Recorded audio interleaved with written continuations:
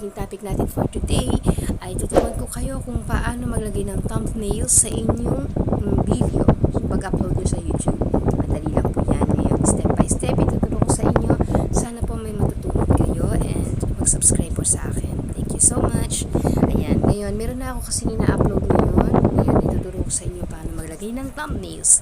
Kakailanganin nyo lang ng PicArts. Okay, ayan. Punta na tayo sa PicArts. Ayan. Ito, pili kayo ng background. Ayan, kasi meron na akong pinili. Ayan, marami ho dyan mga background. Ayan. Mga free lang naman yan. Ayan, pili kayo ng gusto nyong background. Nasa sa inyo yan. Ayan. Ayan ang lalagay ko. Gusto ko simple lang.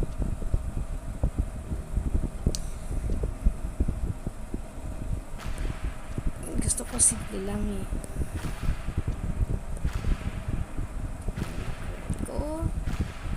I think ano na lang.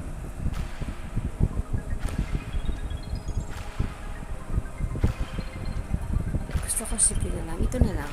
Yan. Ito na lang. Kasi matatakpan din naman. Tapos pipindutin nyo yung tools. Yan. Tapos crop. Ilalagay nyo siya dito sa may baba. Hanapin nyo yung may YouTube. Ayan, pindutin nyo yan. Ayan. Tapos click nyo na rin yung i-click nyo na rin itong check sa may taas. Okay, click nyo yan. Ayan. Ayan, okay na yan. Tapos pwede na kayo maglagay kung ano yung ilalagay nyo mga picture or ano. Siyempre ilalagay muna natin yung aking mga yung text muna kung ano ilalagay ko doon sa nilalaman ng aking video. Lalagay ko siya doon kasi ano yun nakulay ako, pinakulayan ko ng buhok si mama. Kasi ang gagawin ko anong magandang ilagay na title. Okay, black hair. Yan, dali black hair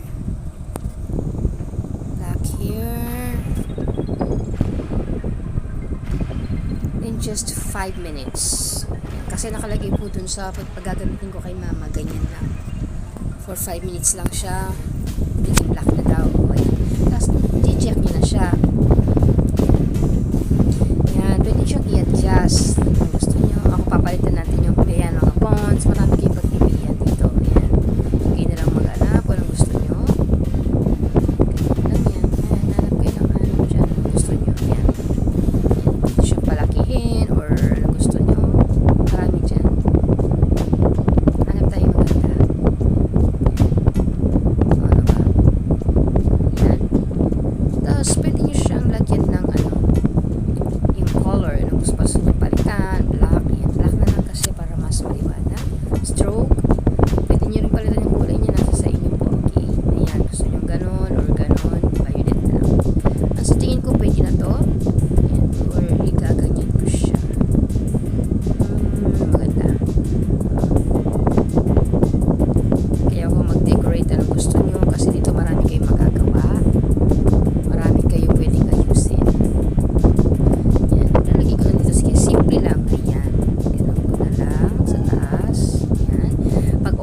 Sa ginawa nyo, ayan, pwede na kayong check nyo na to.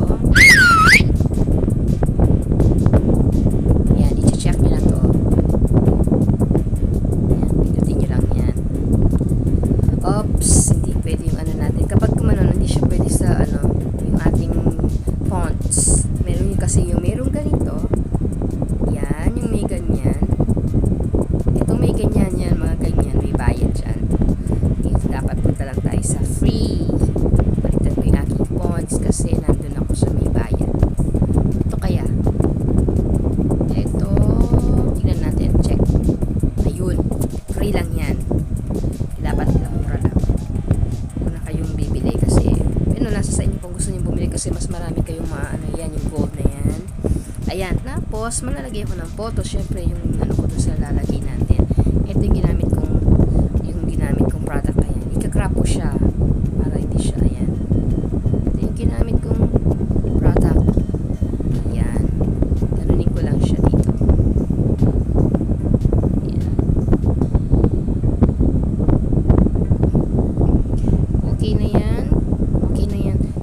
ilalagay ko pa yung picture, yung before and after ni mama. Ayan, yung dati niya, ito, yan, ito yung una niyang inano ko siya sa kanya. Ayan, tapos lalagay mo siya before and after. Ayusin niyo na lang, pero ako ganun na lang kasi gagawin ko. Ayan, before and after, yan, lagay mo. Tapos, check mo na, okay na, tapos lalagay ko ulit ng isang photo, yung nakulayan na yung buhok niya. Ito, yan, ito yung kanyang, ngayon, yung nakulay ng buhok niya. Ito siya. Diba? Yan, ang result. Lalagyan mo na siya. Yan, okay na yan. Tapos, check mo na. Contento ka na dyan. Lalagyan ko siya ng isa pang text, yung before and after. Lagay mo yung before and after. Yan, kasi ilalagay ko dito. Yan, before and after. Ito yung before niyang buhok. I think gagawin ko siyang kulay black. Yan, before, tapos and after. Check mo na muna, tapos text ka na naman uli. Yung text, yung after. Yan, ilalagay ko na siya dito. Yan, before and after niya, ayun, dito. Tapos kulay black din. Lagay ko siyang black. Yan, stroke din. Lagay ko lang, ayan, magandang kulay red. Yan, ganun na lang. Dito na lang.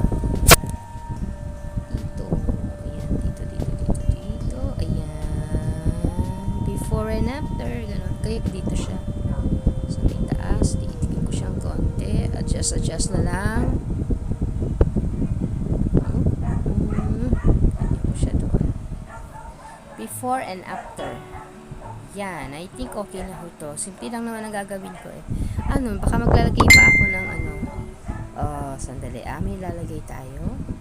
Tapos sa text, sa emoji yun.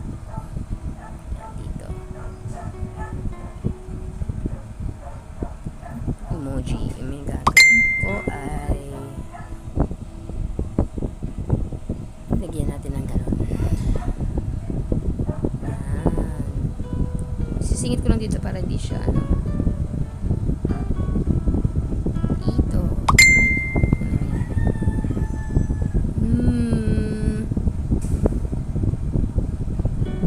Dali nga. Sandali napasobra ko siyang liit. Ingat ka lang kasing ganyan, tapos mairapan kang i-check ko lang siya ganyan. Ayan, okay na to. Black hair in just 5 minutes before and after. Ayan, okay na. Tapos pipindutin nyo lang to. Siyempre ito. Pipindutin nyo lang ito para ma-save. Ito. Para ma-save. Save nyo na dito. Yan. Tapos save ulit. Save ulit sa baba. Tapos yan. Automatic na kasi na yan sa inyong gallery. Okay?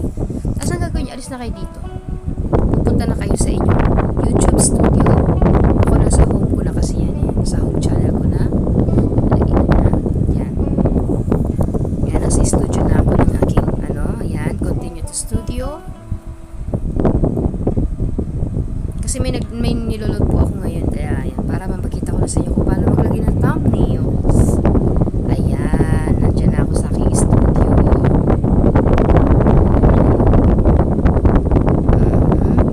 Pipindutin nyo po yung video.